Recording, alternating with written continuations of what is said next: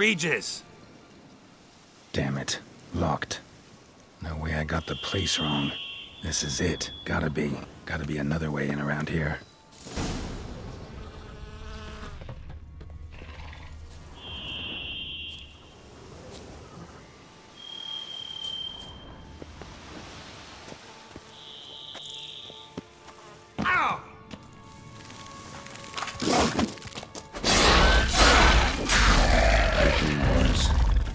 Victuals aplenty around.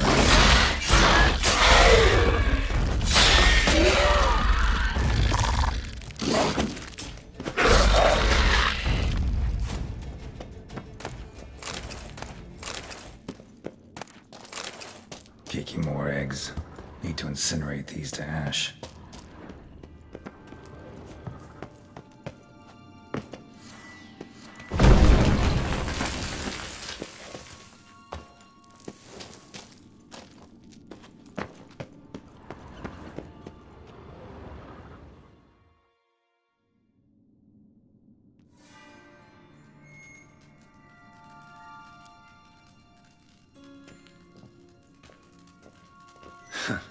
Agreed to meet a vampire at a cemetery. How much more cliché can you get? Nothing comes readily to mind. Could have left the door unlatched. What of my privacy? I value it rather deeply. Unmolested, especially by unwanted guests, that's my preferred state. Besides, I knew you'd find a way to get in. True enough. Need to find your friend. I'm hoping you'll agree to help. I shall do whatever's in my power. Yet what you want or even need must matter little. What matters is what Dettlaff wants. If he does not wish to be found, you will not find him. Ever. End of story. Come on. Gotta be some way.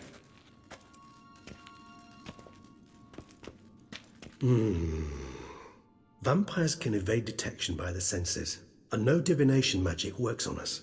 Even the most precise megascope would be useless. And this? Could this help? Wherever did you get that? Off one of the beast's victims, found by a bend in the river. Body was chopped in pieces. 3 of those pieces were hands. Hand with the ring seemed the odd one out. Abruxa had taken an interest in it.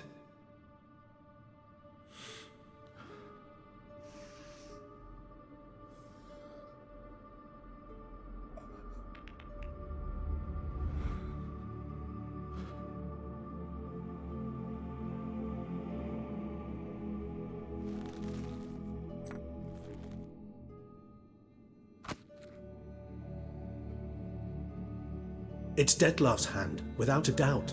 It will do splendidly. The hand. What do you plan to do with it? You've heard of Kovinaris' theory of tissue memory retention. Rings a distant bell. Read about it in Alchemia Oblitera. There's a copy at Kaer Morhen, tattered, nearly disintegrated. But if memory serves, Kovinaris never managed to prove it worked. He did prove it, just never managed to publish his findings. He and I corresponded, you see, after we became friends. Thus, I know he completed his research and performed the first tests.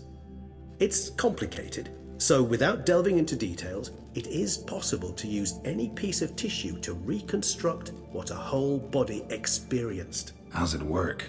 We need any special equipment? We must brew a decoction which Kovinaris gave a rather poetic name, resonance.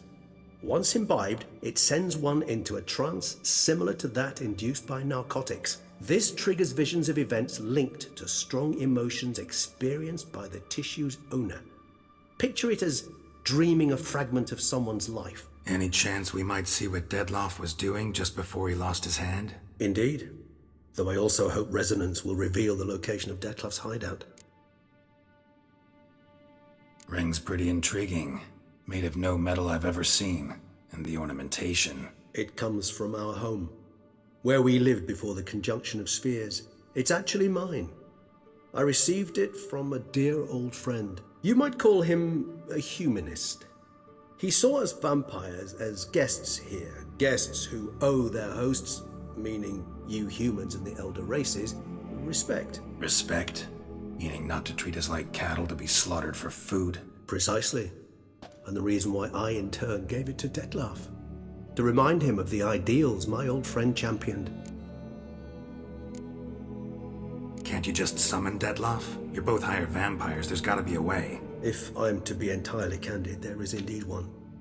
But believe me, we will be better off never availing ourselves of it. It is a last resort. Absolutely. Last resort?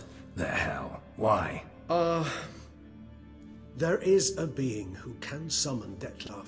Possesses the authority, even the power, to force him to appear in a given place. But the very act of contacting this being, well, it's akin to walking a slack line extended over a chasm filled with molten lava. An exercise as perilous to me as it would be to you.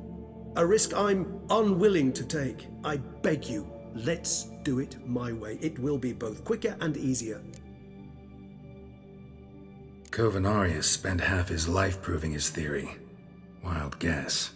Making a dose of resonance won't be easy. You guessed correctly. In addition to Dettlaff's tissue, we shall need a powerful occipital lobe stimulant. Effectively a poison, to make one susceptible to visions. Well, got a few ingredients to choose from. Unfortunately, all are pretty rare. There's Mamoon glands, but closest ones I know of are in Vizima. A spotted white saliva would also serve, but they were culled to extinction over a century ago. Could go with a kobold's eyes, but the creatures are sentient. Rather not gouge one's eyes out.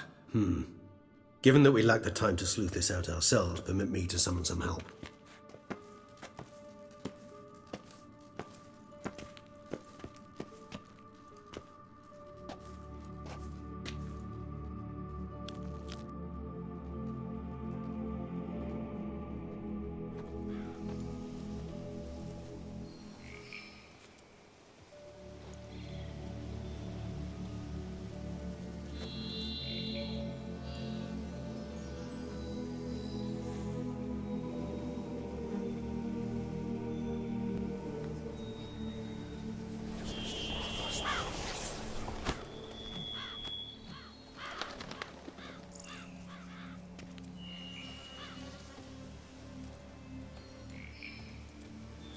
What was that? A raven?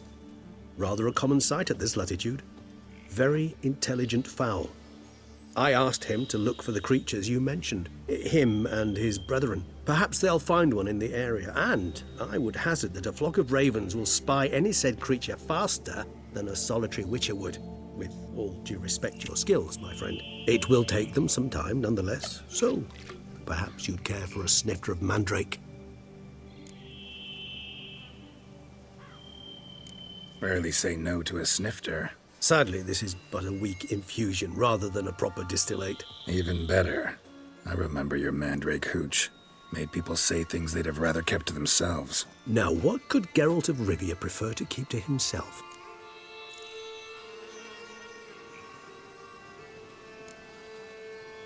So, think you've set a nice little trap for me? Sorry. Want to get me to confess? Gonna have to try harder. I love a challenge. In that case, my ears are cocked. What must I do? How about you get the ball rolling? Reveal one of your secrets. Vampires, intriguing creatures, must lead fascinating lives. Anything in particular interest you?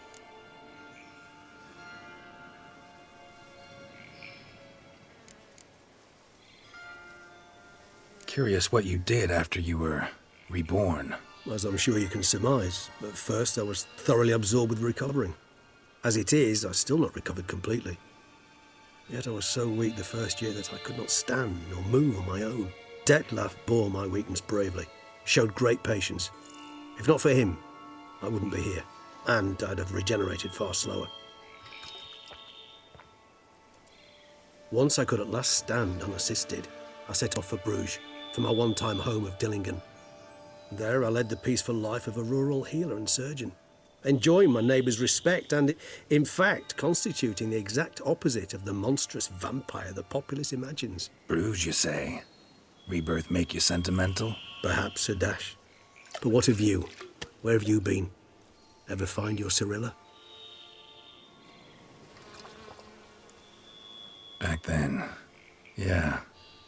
But we parted again soon after. And when the time was ripe, she came back, defeated the Wild Hunt together. Seems I certainly missed quite a bit while I was absent. True enough. but it's a conversation we'll have another time. Need to know more about you now.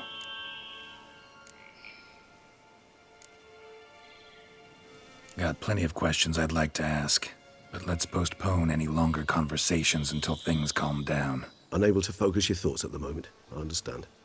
I too am anxious to know the news. Still no sign of your winged friend. Sure it understood what you wanted? Dead certain. Let's wait a bit longer. It'll return soon, don't doubt that for a moment.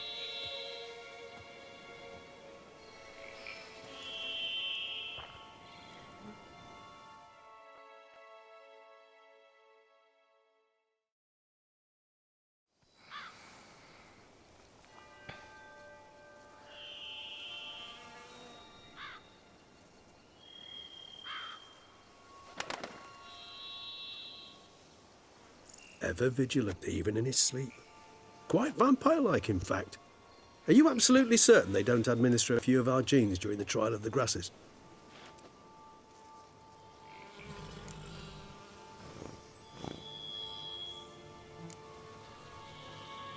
Appreciate the compliment.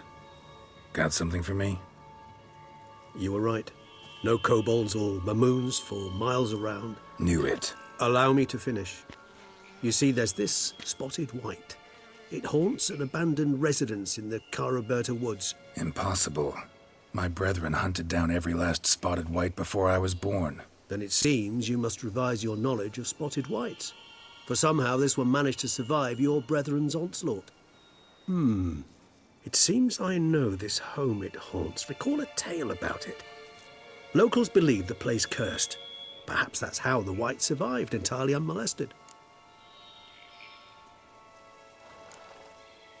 Whites rarely appear in the woods, even less likely to find them in abandoned human homes. They inhabit remote wildernesses, old abandoned cemeteries. What's your point? This might not be a spotted white after all. Your little helper might have made a mistake. I sincerely doubt it. Ravens are devilishly intelligent creatures, and they've highly developed observational skills. What exactly did they observe? The area around the estate, it's covered in spoons. Spoons? Spare me the skeptical smile. I'm but the bearer of this news. Or perhaps this spotted white is a hoarder. Or the spoons are somehow related to the curse. Know anything else about this curse? I don't recall much in particular. Really don't attach much importance to such things. It was mentioned to me as an anecdote, no more. Come on, search your memory. Something, anything could be important. I believe it had a relation to hunger, or, perhaps greed, rapacity. Someone was punished for something... Textbook definition of a curse, pretty much. Sorry, Geralt, I try not to clutter my mind with the details of every far-fetched tale I happen to hear. What are your thoughts? A specimen of a species thought long extinct, and a curse, in one place. That a coincidence, or are they related?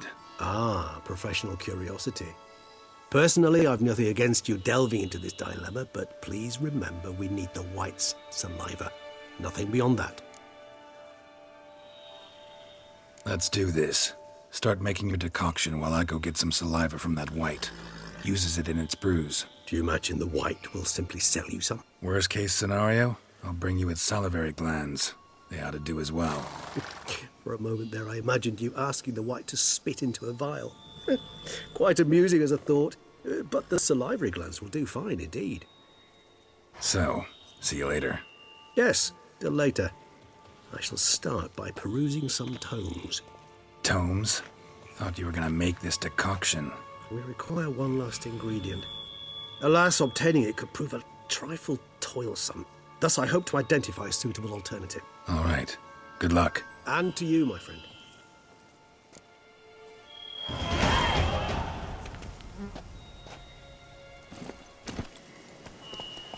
Let's go!